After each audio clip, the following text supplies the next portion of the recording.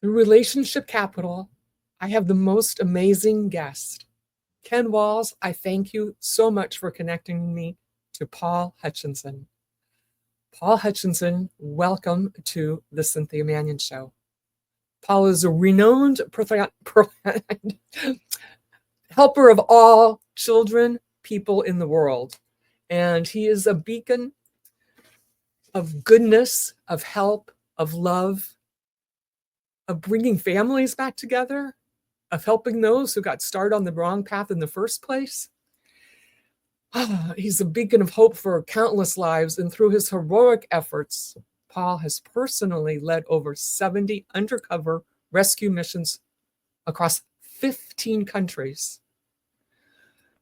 I don't know about if you've seen his movie yet, The Sound of Freedom. If you haven't seen it, you have to see it right after this or see it again. It's a groundbreaking movie that highlights the critical issue. Paul's mission is to eradicate human trafficking, children, and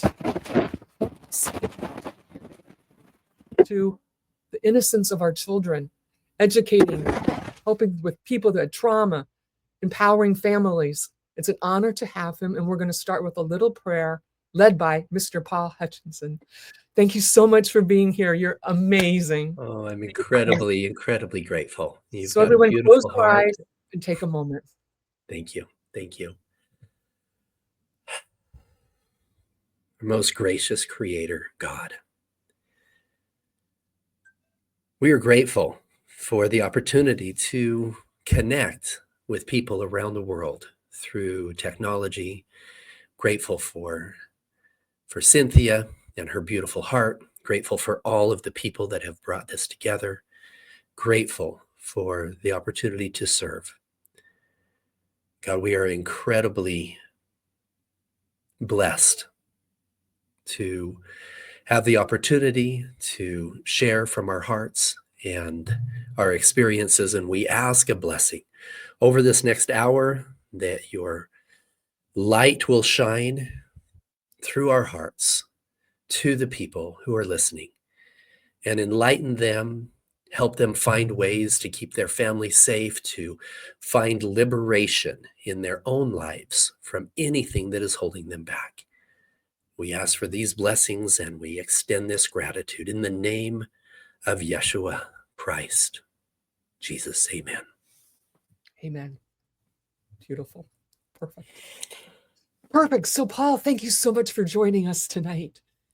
Can you start by sharing a little bit about your journey and what first inspired you to take on the mission to eradicate child trafficking?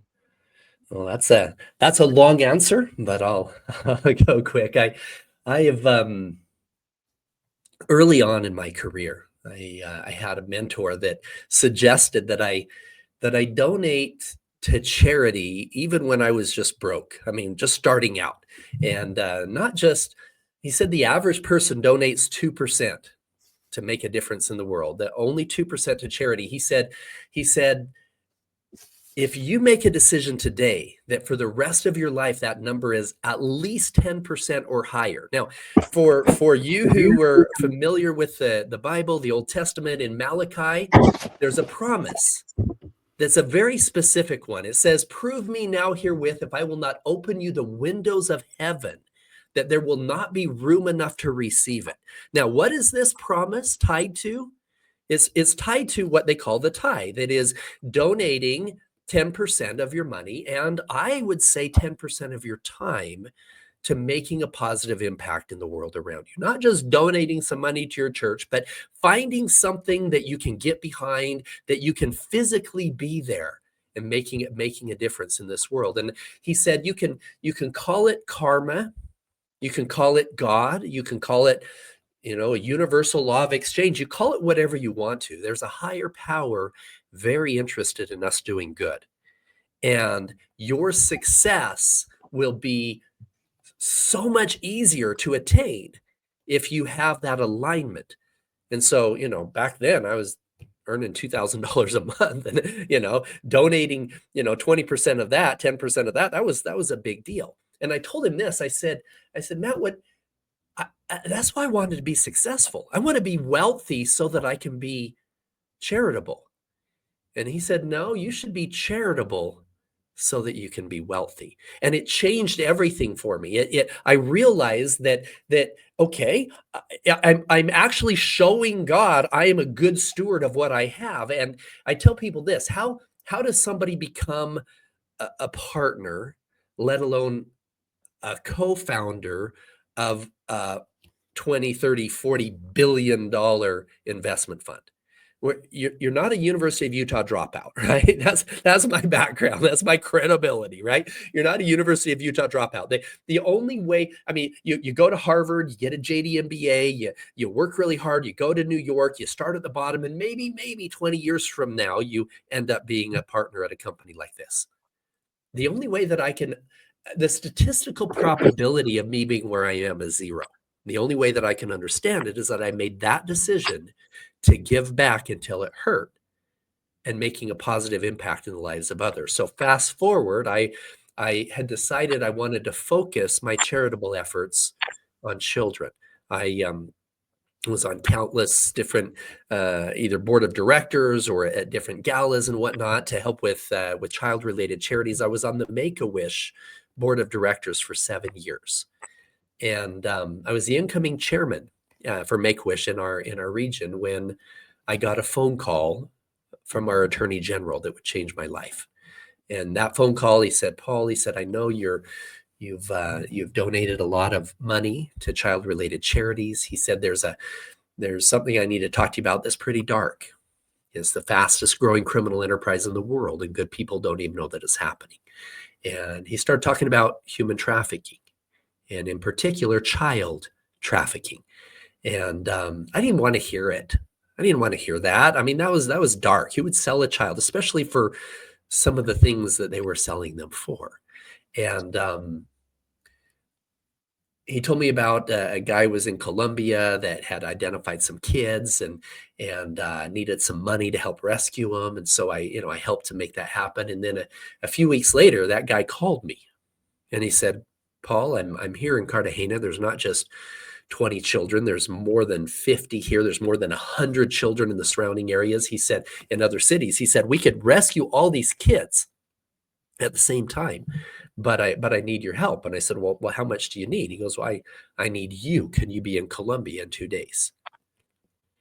He said, the head trafficker has a piece of property he wants to develop into a child brothel sex resort.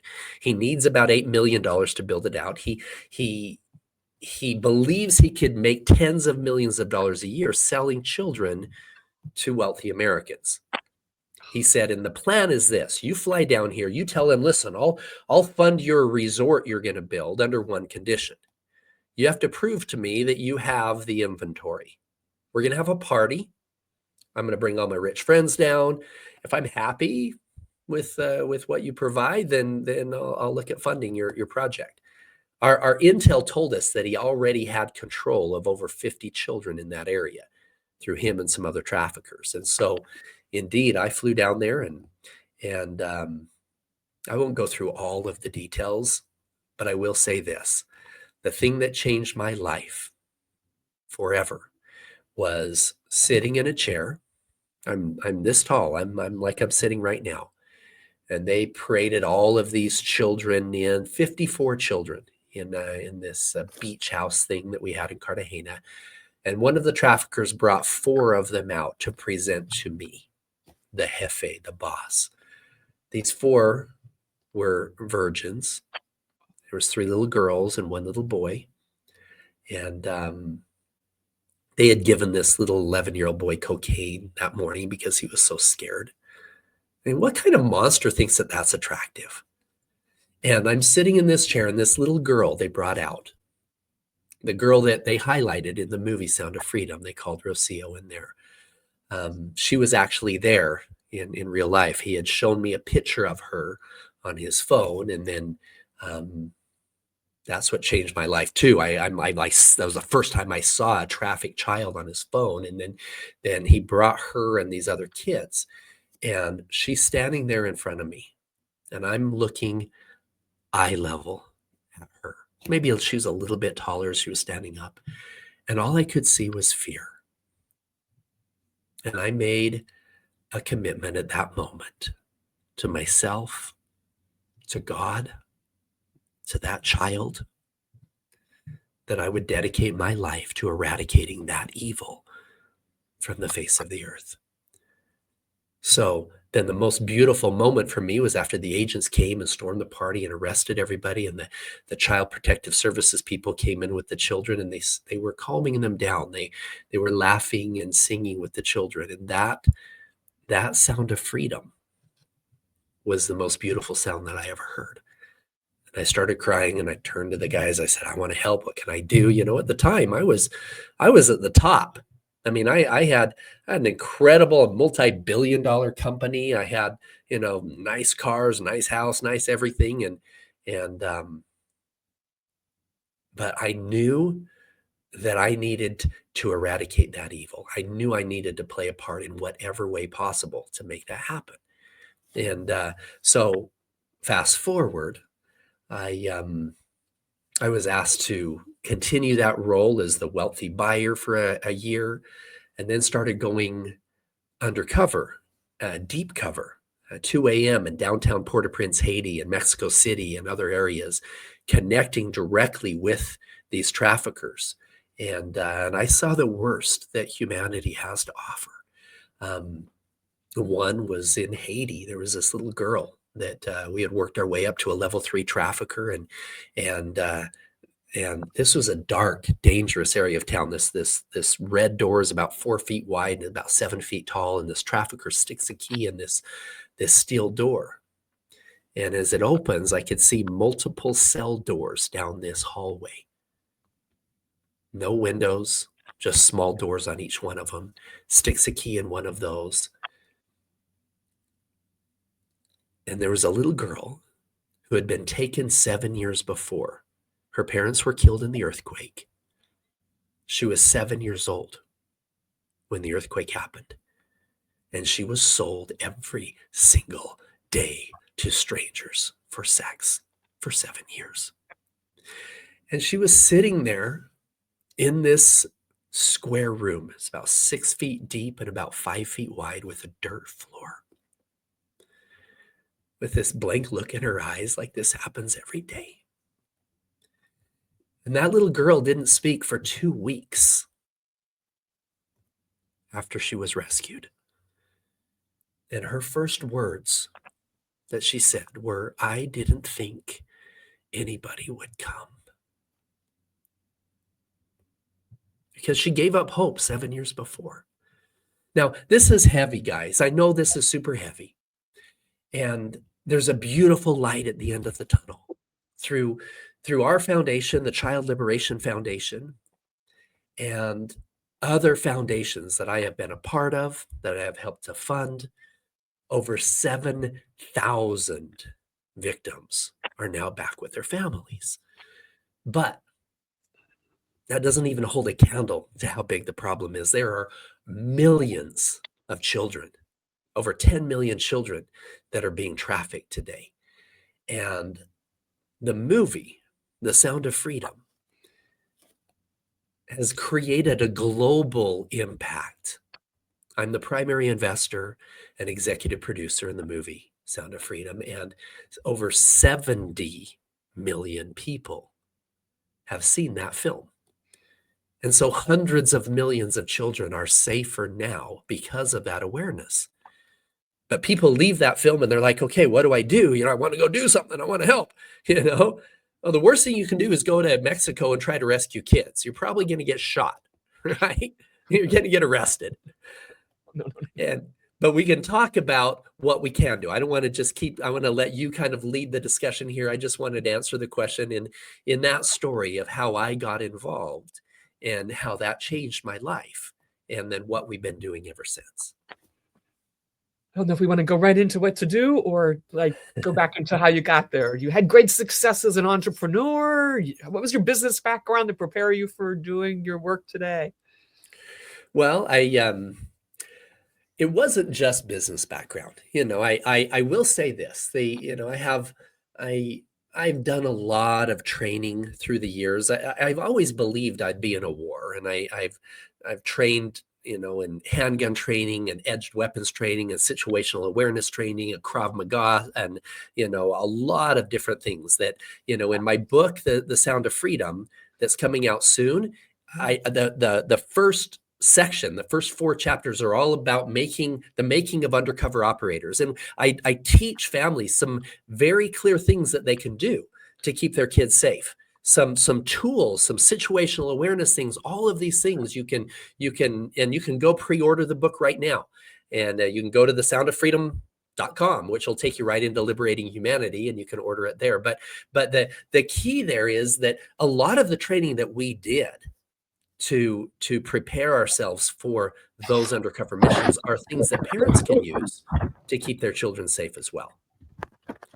And I know you all want to go to that website and know that for sure. Eric, will you put that up, please? Website. Yeah, you can go to Liberating Humanity, or you can go to The Sound of Freedom if you want something easy to remember. But Liberating Humanity, right there, liberatinghumanity.com. You can one of my trainers right up front, you'll be able to see Steve Tarani. Steve is phenomenal. He's trained Secret Service, the FBI, CIA he's one of the best edged weapons and improvised weapons trainers in the country. But more than that, his real specialty is in situational awareness. And so that's, you can get a lot of his stuff there. And then going into the book, you can get some more information there as well. When was the moment that you decided to personally step out of the fight against trafficking and lead the undercover rescue missions? Like that was just one phone call and that was it. Well, yeah, that was, I mean, I was still running my company at the time. And, there was old Paul and new Paul. And we'll talk later in this podcast about what my personal transition was from old Paul to new Paul, from what I used to call Paul F. and Hutchinson, to where I am today. Because at the time that I got that call from the Attorney General, I mean, I was living high. I mean, my at one time I had a house that had 10 bathrooms. Glad I didn't have to clean them. 7 fireplaces, 3 kitchens, 8 private suites, a basketball court in my basement. Right. This was in fact, when I did that podcast with Ken Wall, he had me take him around the house and show, I still was living there at the time. And that's okay, guys. It's okay to have a successful life. I tell people that the Good Samaritan wasn't broke. It helps if you if you work hard and create a nice lifestyle so that you can make a powerful impact. Investing in a movie, a lot of money in a movie was not something that I could have done 20 years ago. I had to have built something successful so that we could make that global impact with the Sound of Freedom. And so I was still building my fund, I was still growing it, but it got to a point where the charity work was so much more fulfilling than just raising more money from some real estate investors in another multifamily project. Not putting that down. I have a fantastic team. I had over 4,000 employees in the company that John and I started at the time that I retired. And you can get this from talking to anybody of significant wealth. You could be just as miserable with $1 billion in your bank account as you can with 0, and some of them even more miserable. And there is so much more to life than just things and money. Since we started with a prayer, I know that you have a religious audience here, and I'll say this is important. There's a scripture that says that it's harder for a camel to go through the eye of a needle than for a rich man to enter into heaven. Now, a lot of people are like, well, that just means you can't go to heaven if you're rich, because there's no way in Haiti that a camel is going to get through that little teeny eye of a needle. Well, here's a little history lesson for you. around the outside of a lot of the cities near Jerusalem, there were doorways that would make it so that a big army couldn't just rush into the city, but you could easily walk in and out of the city in these bricked around doorways. Those doorways were called the eye of the needle, right? Now, how does a camel get through the eye of a needle? Well, number one, he has to unburden himself from the things of this world, right? So you've got to take all of the stuff that you've packed on the back of your camel and take it off. And then that camel needs to go down on its knees so that it can scoot through the height of a man in that eye of a needle. Okay. There's the lesson right now. You can have all the wealth in the world, but you can't be attached to it. You unburden yourself from the things of this world, and a man never stands taller than when he's on his knees. That's really what that parable is all about. And so, yes, it's okay. It's okay to have this beautiful lifestyle. It's okay to have a helicopter if that's what you want, right? Or two, right? Or two. I don't know why. Do you know I had 2 helicopters at one time, and one of them I never ever flew in. Not once. I didn't own it outright. I owned part of it with a guy. He said, "This thing's so cool. It's this military thing, can do all this stuff." I'm like, "Oh, cool, man." I sent him some money. I've never even seen it in real life.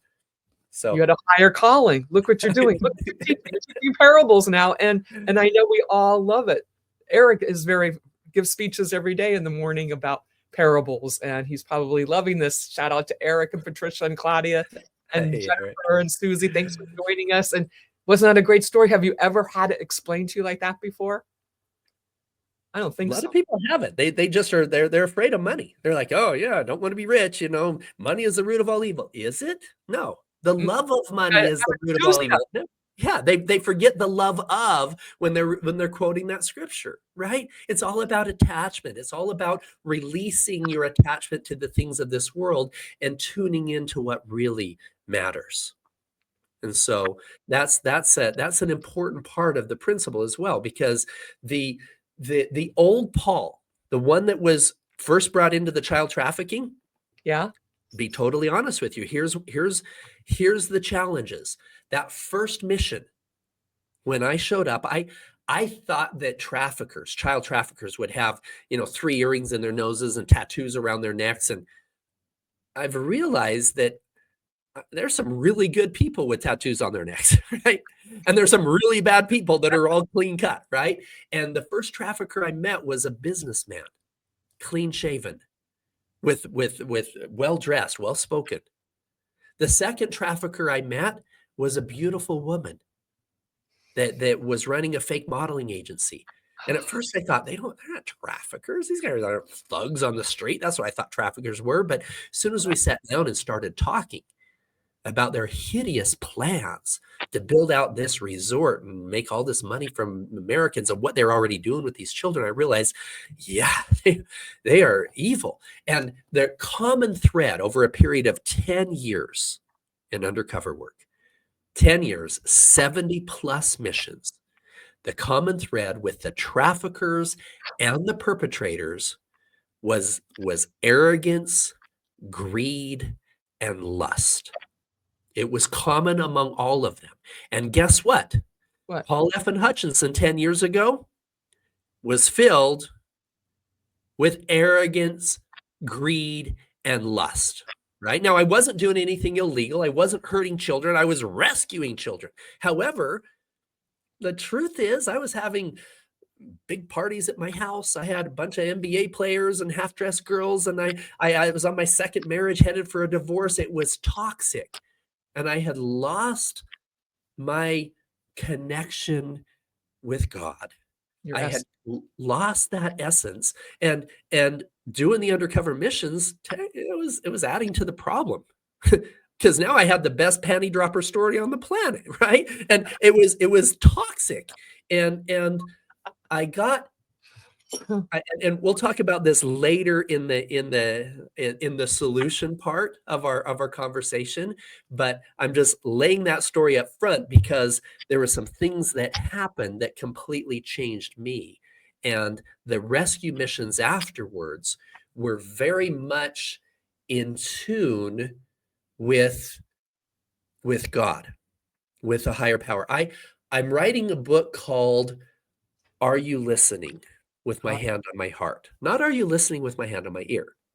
Are you listening with my hand on my heart? And I believe that every person is born with the ability to feel and recognize the spirit of truth. Unfortunately, by choices we make in our life, we separate ourselves. We have too much noise going on with all the chatter, and we separate ourselves from that spirit, and we're not able to hear it. And when you tune back into it, then at that point, the entire world opens up for you.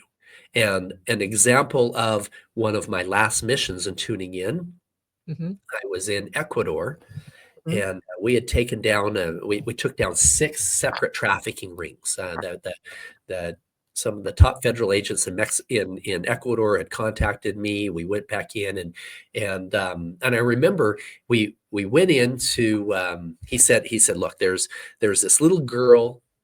They found her in Peru. She was being trafficked out of Ecuador, and then she was transferred into Peru. She had to make $1,000 a day, otherwise she would get beat up. Well, one time she got beat up to the point where she was in the hospital. My wife went in and had a chance to talk to her. We were able to identify some of the rings that were trafficking her and followed them back into Ecuador, et cetera. And so we went in, and the federal agent said, okay, we're gonna take you. We want to see if there's still trafficking. This little girl was being trafficked out of this area in downtown Quito in Ecuador. So they dropped us off, and we're literally downtown, this huge area. And at this point, I was really tuning in to the ability to listen. And there's this big courtyard, and we're standing there in the middle of the courtyard, and I'm looking around. I've got some of my operators with me, and I'm seeing, okay, prostitute, drug dealer, drug dealer, drug dealer. And it was a dangerous area of town. And then I look down this alley, and I see this girl, and she's leaning back against the wall with her foot up against the wall. It was a prostitute down there, and immediately I could feel it. I knew there was something there. And I walked down there, and I walk up to her and started a conversation. Sure enough, she led us exactly to where these guys were trafficking children. There's these 2 wooden doors. They opened them up, and there were some children that were there. I said, yeah, that's what my boss wants. I geotagged the location, make sure. And then we make it back to the van where the federal agents were. And I told him literally within 5 minutes, we were able to find where the children were being sold. Well, then he takes us, he says, okay, we have to follow up on another lead. There's it was a hair salon that did nails and had massages, and it was a front for child trafficking in the massage place. And so we drove through the city. All of a sudden we get to this area, and the federal agent, he goes, oh crap. I said, what? He says, they shut it down. He said, we got the lead about a month ago. There's nothing here. The salon and everything was here, and it's gone. They've completely, it's gone. And I could feel, I said, no, stop. He goes, stop. He goes, there's no reason to stop. I goes, no, stop. I can feel it. Because at this point, when you're really starting to tune in, then, I think that God looks down at what we're doing in business, whatever hey, you adults deal with that. He sees what's happening with these children. He says, no way. If I've got good people willing to do something, I'm going to pave the way. And I've seen more miracles in that 10 years than every other part of my life combined. And so he stops the van, and I get out, and, Petter jumps out. He's a former Green Beret, and Jeremy and Jimmy jump out. They were operators with us as well. And we get out, and I go to the back of the van, and I'm just listening. And looking at this closed down storefront in front of me. And there's a restaurant. There's a couple restaurants there, but there was a restaurant on one side, and I felt super strong. I need to go in there. I walked into the restaurant. I go up to the manager, and I tell him, hey, there's supposed to be a salon here. There's a massage place in the back somewhere. I said, do you know where that is? He goes, where they went? He goes, do you have an appointment? Freaking knew that place was still there. I said, no, I don't. He goes, oh, I don't want to talk about it. I'm okay. Now I know what's going on here. So I walk out front and I'm walking. There's people walking every direction. I'm just listening, just feeling. There was this lady that was walking with her dog. And I went right up to her and I said, hey, excuse me. I said, I wonder if you can help me. Now, undercover, you have to lie a little bit. I said, I have an appointment with a massage place here, but I can't find it. Where is it? She goes, you have an appointment? Yeah. And she looks me up and down. Now, I'm in my undercover outfit. I've got a hat that says effers upside down. I've got a big, huge, silver chain. I have a shirt that has a picture of a drawn doctor on it with a stethoscope, and it says, I'm no gynecologist, but I'll take a look. I mean, I look the part, right? This lady, she looks me up and down. She goes, yeah. So she makes a phone call, and a few minutes later, this madam comes and opens these 2 steel doors into this courtyard area. And we follow her down this sidewalk and up these stairs and around through some other buildings, this total maze. And she takes us into this place where they're selling the kids. There's a foyer in the middle. There is rooms all around the outside where they have massage tables and queen size beds in each one of them.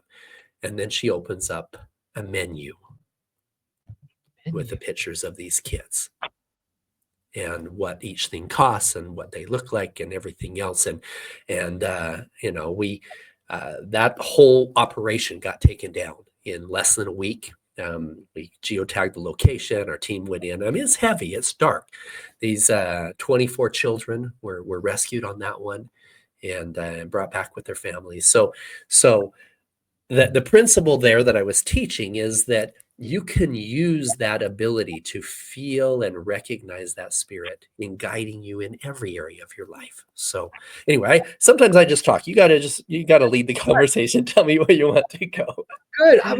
You've done 70 in 15 countries. How do you plan them? That goes a lot of planning to pull that off. And you're still alive to tell us about it. Thank God. Yeah. A lot of it, we have some really good connections with, when we go into a country, we don't just go in like a bunch of Rambos. We had connections with the federal police, the president of that country, and we sit down with them and say, listen, we will do the work. We will pay for everything. We will give you all the credit. Your country's going to think you're heroes because we're going to get arrested at the end and nobody will know we were here. All we ask is that the bad guys just stay in jail for good. They're not getting around your system. And number 2, we have full access to the kids and getting them rehabilitated and back to their families. And so, then what we do is we'll usually open up a map and identify the of their city and say, okay, where is the most dangerous place? We did this with the federal agents in downtown Mexico City. We says, where's the most dangerous place in Mexico City? So we circle that area. Okay, now what's the most dangerous time of day to be there? What's the highest homicide rate? What's the kidnapping rates and whatever in that area? And so that's where we go. They'll drop us off at 10 p.m. in the red zone, and we'll walk the streets connecting with the guys that are selling cocaine, building relationships with them until we identify who in that area is selling children. And then from there, we work our way up until we have to have them trust us enough to take us where they're keeping the kids so we can geotag that location or get them to bring the kids to where we were. Now, here's what's important, which, I know we're halfway through this, so I want to talk about the solution. After 10 years of undercover work, I came to an understanding that all we were doing is fighting fire with fire. And unfortunately, when you're doing that, when there's already a fire, then something already got burned. And in this case, it's the children, California. Right? I say California right now with the fires, exactly. But when it comes to the child trafficking, I found myself every mission wishing that I had a time machine, that I could go back 5 years, 10 years before that child was ever trafficked. and pull them out of hell. But then I realized if I did that, then it would have just created a vacuum, just like what we were doing now. We'd pull 20 kids out of hell. And if not enough was being done to fix the demand, then 20 more children were being sucked back into the deepest recesses of hell to fill that demand. And so I thought, okay, where is this demand coming from? That's what we need to fix. That's what we need to solve for. If we're going to solve this equation, we don't solve it by just pulling kids out of hell. We solve it by fixing the demand for something so hideous. And I came to an understanding that every one of the traffickers and the almost every one of the perpetrators and the traffickers both were victims themselves at some time in their life. Now, this does not make their actions okay. The majority of people who were abused as children, the majority of them grow up to be protectors, right? They grow up to follow that still small voice of truth, to follow those guiding principles that were taught to us so many years ago, and live a life of integrity, ensuring that innocence is never harmed on their watch. However, 1 out of every 3, men especially, 1 out of every 3 who were abused sexually as children, if not given the love, the healing, the help, the tools that they need, become contact offenders. Physically, verbally, sexually abusing children. And so here's what we have to do. We can't just sit back and say, okay, if you were abused as a child, then all of a sudden, we need to put you away because you don't hurt a child. No, because the majority of us are protectors. A lot of my undercover operators were abused as children themselves and grew up to just say, you know what, I'm gonna put my life on the line to ensure that children are protected.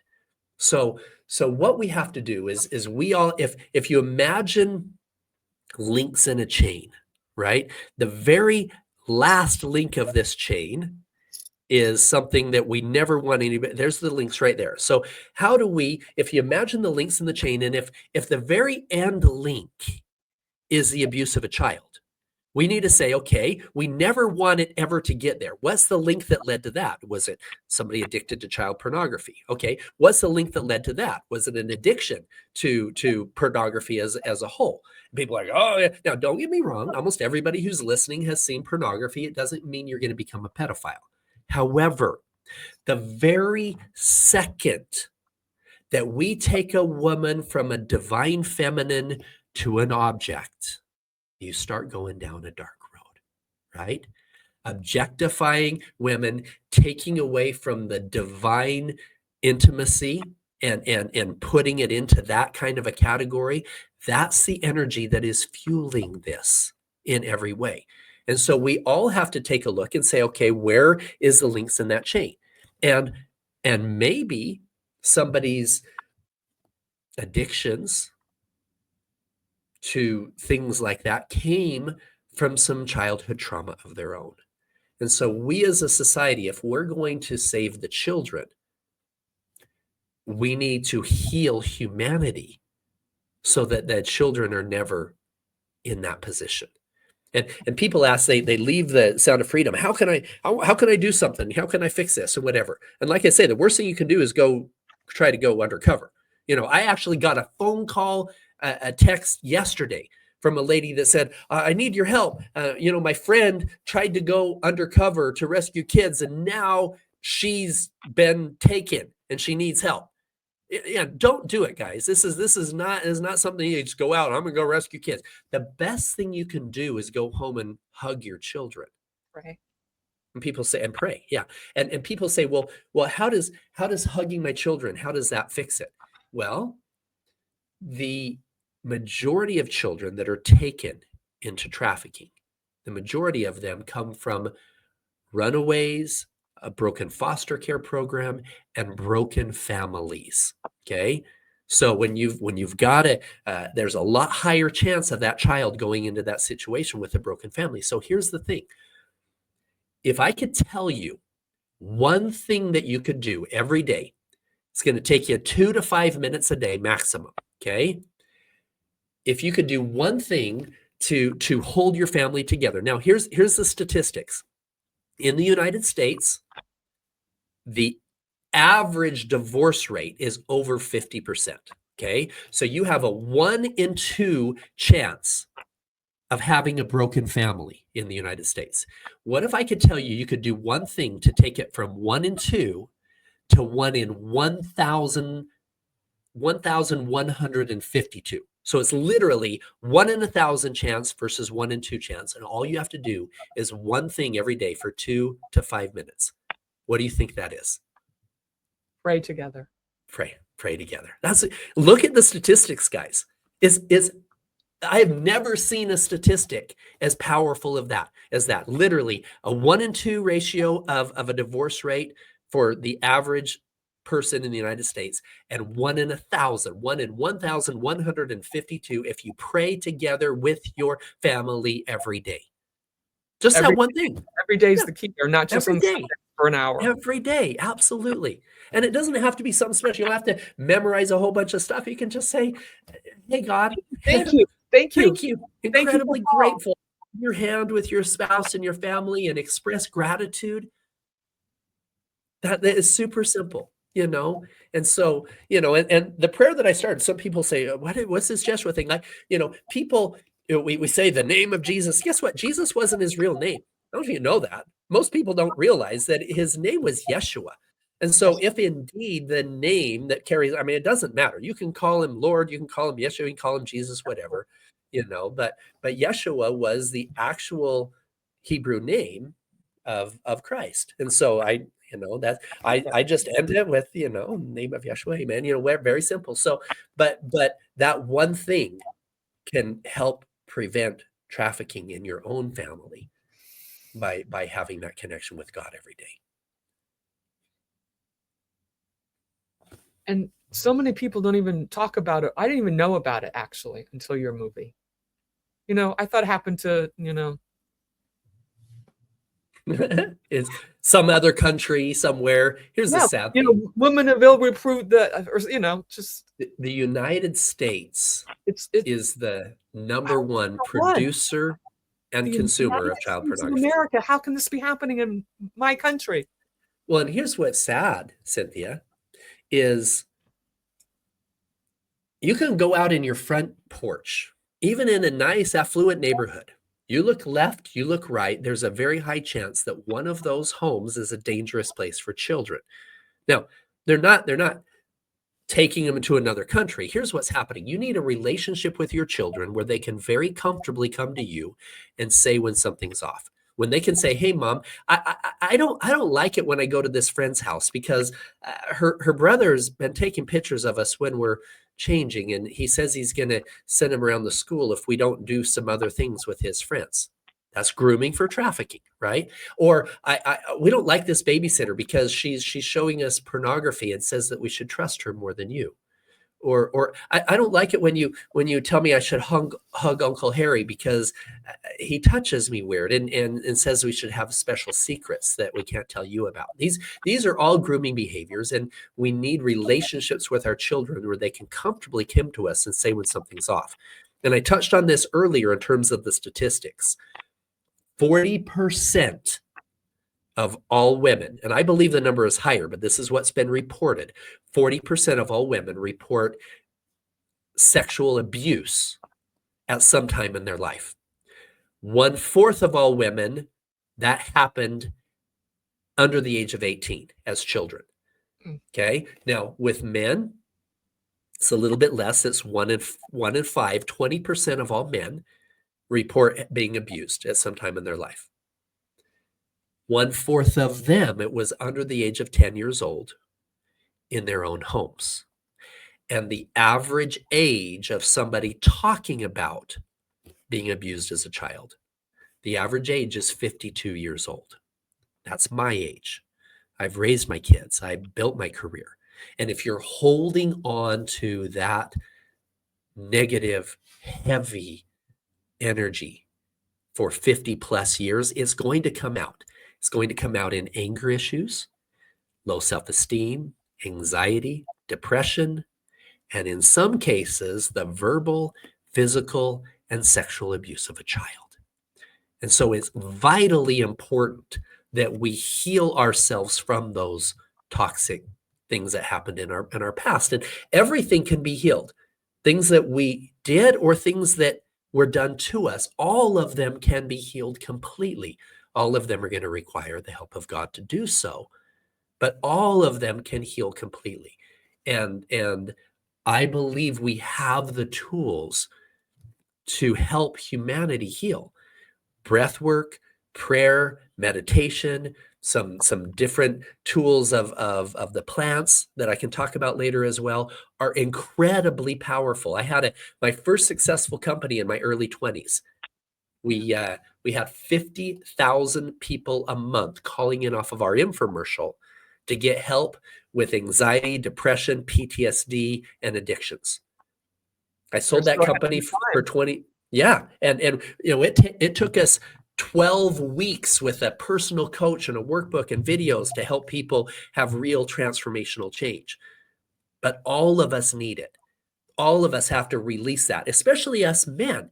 You know, a lot of men, they hold on to it. They never say anything. You know, that thing that happened to me when I was 8 by my uncle. If I talk about that, then I'll be less of a man if people know about it. No, you won't. You were 8. That was a horrible thing that happened. And the chances of you ever passing that on go from 1 in 3 to less than 1 in 100 if you simply talk about it. Just talking about it and not holding all of that energy in, allowing it to be released in healthy ways will prevent that from being passed on to the children in your life. So I encourage everybody who's dealt with that to not hold it in and say, oh, you know, people are going to judge me. No, literally 1 in every 4 people you know had that happen as a child. And so it's important that we're able to release that so we can help humanity heal. I think so many people don't know how to talk about it. Like, that's not something you talk about in the military for sure. Yeah. Yeah. And until The Sound of Freedom came out, you didn't even have conversations about child trafficking because it wasn't about sex. I mean, those are not polite dinner conversations, you know, but after it came out, now we can start having these conversations here online or in dinner conversations, and we can do something about it. We can help humanity heal by helping them remember who they are. And yeah, Eric's exactly right. Verbalizing it is the sound of freedom. That's what it was. You know, the most beautiful sound in my life was hearing the joy of those children during their release. But the last section of my book, Sound of Freedom, is talking about the real sound of freedom is when humanity turns back to God, releases those things that no longer serve them, and stops this generational abuse. That's what's happening. Generation after generation, a grandpa, an uncle, somebody that was, you know, one of my favorite movies is called The Shack. I don't know if you saw that, but it is absolutely beautiful, where he goes to the shack in the middle of the woods and meets God. And as part of that process, he's so upset about losing his little girl. And he's so upset about these things that happen, and this guy that hurt his daughter and his father that hurt him and all these other things. And he comes to realize that hurt people hurt other people, and healed people can heal the world. And that's what that last section of Sound of Freedom was all about, is what do we need to do to help heal humanity?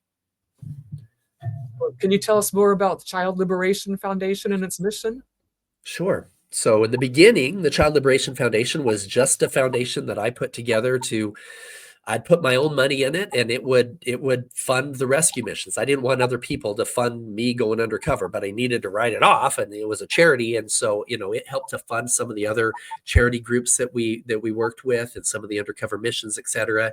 Today, now that I'm not doing the undercover work anymore, it continues to fund some other organizations that do have some people that are doing that work. But the primary focus is in the healing side, in the prevention side. We are helping to change laws and policies in countries around the world, programs for safe houses that are being implemented in a lot of Latin American countries, certification programs for medical personnel and police and military, et cetera, in understanding what trafficking is and how to identify it, et cetera. So we gave away almost 5,000 gifts of healing over Christmas. I dressed up like Santa Claus a whole bunch of times and went to safe houses and orphanages and places where these children were, and a lot of immigrant neighborhoods and stuff where these children were at high risk, and giving them the tools that they need to not be brought into trafficking as well. So yeah, a lot of beauty, a lot of good. People can go to childliberation.org and get involved. You can donate, $20 a month, $100 a month, look at what you're bringing in and see what you're giving back, and identify some charities that are going to make a difference. And this one definitely does. And that goes directly to children, people. You're not Absolutely. all these salaries to some of the other ones that are out there. Look at how much the dollar goes to solving the problem. Exactly. And start at home with your prayers and giving more. I don't think people are giving enough. I know I'm not. I got to up my game. Well, and what's beautiful is that by doing so, you're showing God that you're a good steward, that you're following that law in Malachi. You're saying, hey, you know what? Yeah. And he'll say, guess what? I like that you're doing that. You don't want to donate just so you can get rich, but guess what? It's a law that works. There's very few places in the scriptures that have a very specific law tied to a very specific blessing. And that's one. And that very specific blessing is financial abundance. So we shouldn't be shy of it. It says it very clearly there that when you give to that degree, that the windows of heaven open, and you'll receive more than you can even handle. And meanwhile, you can be tipping your waitress, your cocktail waitress, your cook, the people who do your laundry, the people who come in your house and clean, who do services for you. They've got kids. They're trying to make a living. Absolutely. Generously, not just at Christmas and New Year's. I mean, come on, guys. Yeah. I follow people sometimes and leave extra tips. Even my own dad was always had a 20 to leave on the table when we got up, because I'd be like, oh, need their money, and sometimes if you have nothing, just a smile to someone who maybe is just sitting on the street and isn't being ignored, just go, hi, or smile, or go. How can people contribute in every way? There's lots of ways. Go to childliberation.org, and you can get involved in a lot of things and donate. Some people are just a one-time donation. We have some people that are what we call freedom fighters. Freedom fighters are ones who donate a specific percentage of their income from their company, and they advertise it, which is great. They say, hey, look, just so you know, X percentage of all of the home sales that we do, all of our commissions from these home sales go to fight child trafficking with Child Liberation Foundation, and we promote them on our website and vice versa. So there's a lot of good ways that people can get involved with the foundation. Or if you want to, like I say, get involved on a bigger scale, on a healing scale, you can go into the Liberating Humanity and get lots of information there on keeping your children safe, information on our healing retreats that we have there to help people from overcome anxiety, depression, PTSD, addictions, and childhood trauma and ego things, et cetera, et cetera. There's so much there that you can get involved with and learn more about. Tell us more about the how you heal. Okay, you guys ready for this one? Bring it on us because we want to be educated. Okay. Right, audience? I'm going to start with this because we've got a God audience here. Okay. There was a study done by Johns Hopkins University. In this study, there was 850 plus participants who were all self-proclaimed atheists. Okay, not agnostic. I don't know if there's a God. Atheist, there is no God. Okay.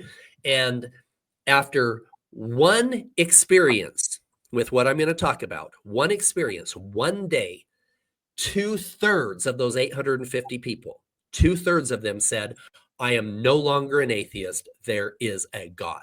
Okay. That is powerful. So now you're asking, well, what was that? What did they do within 24 hours that changed 2/3 of those self-proclaimed atheists to believers? What was it? Now, this is going to surprise most of you because if you're anywhere under 55 years old, then our entire lives, these things have been demonized. So what I'm talking about is in the late 60s, President Nixon decided he was going to classify a whole bunch of things as what we call Schedule 1 drugs.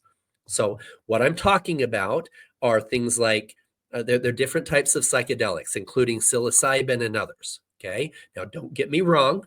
I am not a fan whatsoever of somebody going to a rave party and getting high on mushrooms. Okay. However, my whole life, I thought they were as dangerous as cocaine because they were Schedule 1 drugs. Here's the truth, and you can do your own research on this. Psilocybin is safer than table sugar. There has never been a case of addiction. There has never been a case of overdose.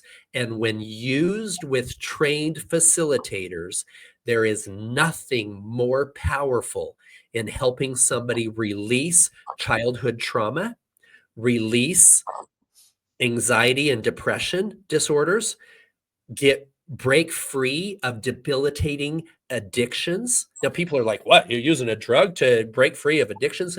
That's where the problem is. We're thinking they're classifying them as drugs. It's exactly the opposite. Wow. 0 cases of addiction. And there are some of our retreats that we work with have over an 85% success rate in helping people, 85% in helping cocaine and heroin addicts completely break free of those addictions with no side effects and no relapses. That's powerful, right? So we're like, wow, there is something that's that effective that's out there. Why haven't I heard about it? Well, because our entire life, they've been Schedule 1 drugs. We could go to jail for just as long having, mushrooms in our pocket as we could having cocaine. Very big difference, right? And so what happened to me, and I touched on this earlier in the thing. So I got a phone call about 8 years ago. I was Paul effing Hutchinson, right? I had all this money, all this. I had a basketball court in my basement. I had all these parties. I was on my second marriage, headed for a divorce. I had girls all the time over. It was toxic. I had lost my way. And 2 of my operators called me, and we were blowing through operators. I was Navy SEALs, Green Berets, 300 missions in Afghanistan, 1 undercover mission seeing children sold. They were done. They're like, no, I can't deal with that trauma, right? And so I had 2 operators, Jimmy and Andy, who Jimmy had done 13 missions with me. Andy had done 22, I think, at the time. They called me on the phone together, and they said, Paul, do you trust us? I said, yeah, I trust you with my life. I literally undercover. I'm in charge of talking. You're in charge of making sure I don't die, right? They said, you need to come to this retreat. It will be the most transformational 2 days of your entire life. Now that's saying something. I've done transformational retreats. I know Tony Robbins. I was next to him walking across Coles just a couple of years ago, right? And so I've done transformational stuff. And they said this will help. This doctor has this tool that she uses in helping people overcome anxiety and depression and PTSD and addictions, and can do so in just a couple days. And I said, now that's BS. I says, because my company I sold in my early 20s, I know that space. I had 50,000 people a month calling in off of an infomercial to get help with anxiety and depression. I know that space. You can't just fix that in a couple days. And then they told me what she was using. She was using psilocybin in a closed environment with a guided meditation and a trained facilitator. And they said, you need to come. I said, I don't need to heal. Everybody wants to be me. They said, now you need to heal. Your kids don't even talk to you anymore, right? I'm like, okay. So I went to this, and Cynthia, it was the pivotal point of my entire life, the most transformational experience I have ever encountered. And it was the most beautiful, horrific 6 hours of my life up to that time. Now, why I say horrific is this. The medicine took Paul F. Hutchinson into a state of pure empathy. I could feel in every cell of my body the pain that my children felt when I cheated on their mom. And then I could feel in every cell of my body the joy of the children that we had helped to rescue. And then it took me into this place where I could feel as if I was the spouse of the guy who was at my last party, who cheated on his wife at my party. And then I could feel the joy of the people who I made a difference. And then I could feel as if I was that employee that I spoke harshly to. And the ripple effect of every word and every action showed up as if I was those people. And it was horrible and beautiful and powerful in every way. And then the facilitator, who already knew kind of where I was, she said there was some statues of some Greek gods that were there, and I'm under the influence of the medicine at the time. You have what they call neuroplasticity, right, where your mind is very susceptible, and you can work, and a facilitator can work with your subconscious mind and reprogram some stuff in real time. So she knew that I had lost my way with my relationship with Christ.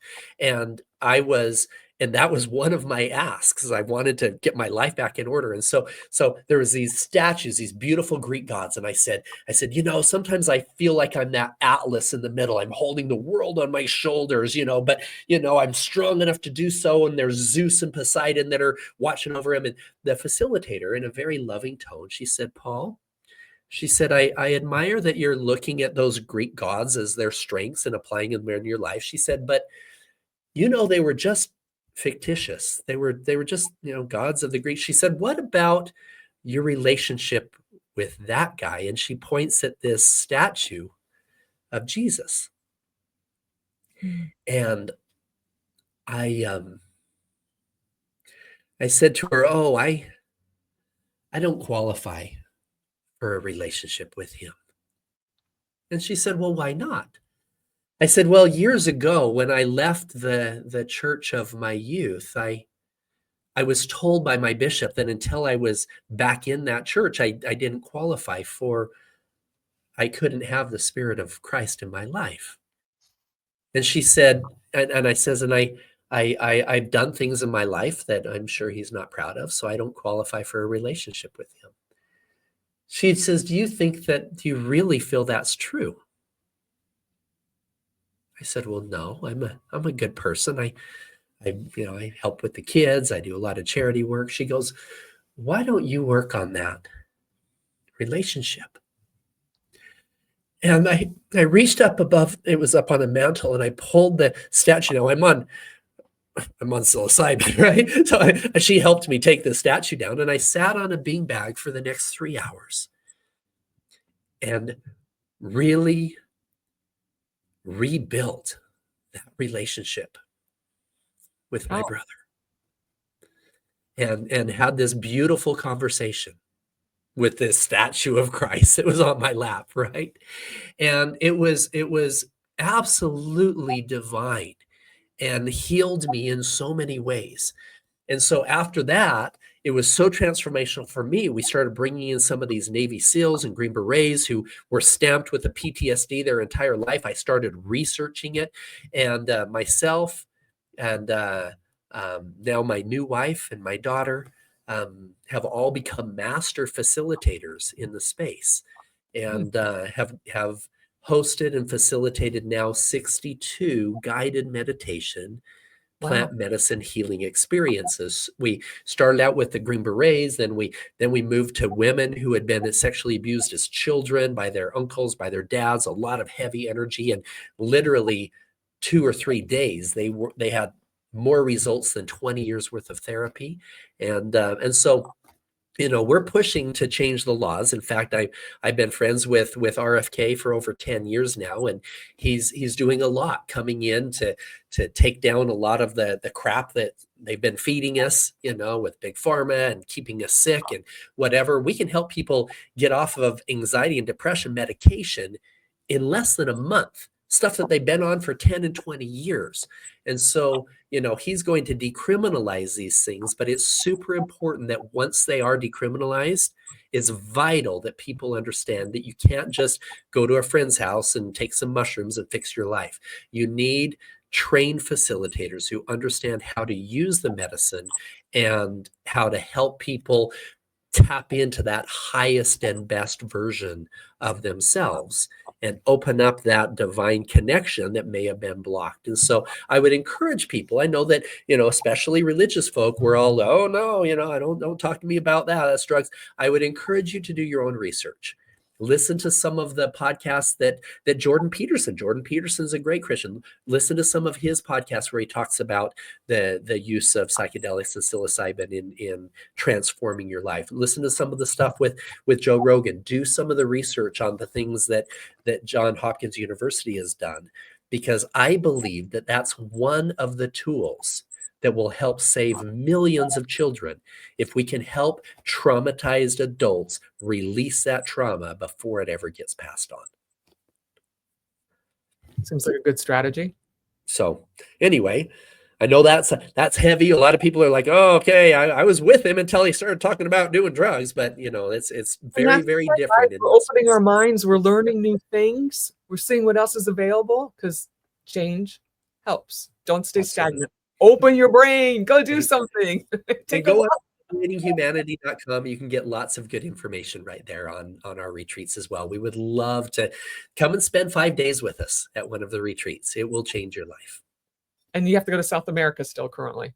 Yep. Because I don't want to get arrested in the U.S. by the FDA. So, is it safe there? It's absolutely safe. We're right now, the retreat that we're using is just outside of Medellin, Colombia. Medellin, Colombia was the most dangerous place on the planet in the late 80s and early 90s because Pablo Escobar was there. And then he was killed in the mid 90s. The Sinaloa cartel all went up to Mexico. Medellin is safer than most U.S. cities. And it's beautiful. It's safe. The worst thing that can happen is pickpocketing, there are the murder rate is lower than Dallas and Houston and Los Angeles and Las Vegas and New York. And, it's in Denver. So it's super safe. And we're about an hour outside of there. And this beautiful, my daughter and her group bought this chocolate farm. So it's beautiful. There's like 200 cacao trees and stuff. So that's where she's running a bunch of the retreats. So super beautiful. Sounds beautiful. So your walking orders, ladies and gentlemen, and children of all ages, is to watch the movie with your friends, your family. Watch it again. Watch it again. The book's going to be available. Nothing like having the book. You can see Paul. Follow him everywhere. Get more little gems, because this was just like 2 drops on the iceberg. You haven't even climbed the mountain yet. You haven't even climbed the hill, right? That's right. Start with yourself. Start with yourself. You can't fix someone if you're not fixed. So do what you need to do to fix yourself, because you are amazing. I am amazing. We are amazing. And we'd like to see you next time for the Cynthia Manion Show at 7 p.m. Eastern Standard Time on Wednesdays. And please share this out to everyone, because our mission is to get awareness out. I have to tell you, before Ken Walls introduced me to Paul, I had no idea. And I still don't have enough. This is just like the first drops of my little education as well. I'd like to close now with your nighttime prayer. Remember this one from when you were a child? Now I lay me down to sleep. I pray the Lord my soul to keep. God's love keep me through the night. and wake me with the morning light. God bless. Thank you so much. Thank you so much. If you'll stay with us, we'll go back to the green room. Love you all. Thank you for joining us. Share this out. Open the eyes, the hearts, and the minds of everyone. Call us if you need us. We're here for you. Thank you.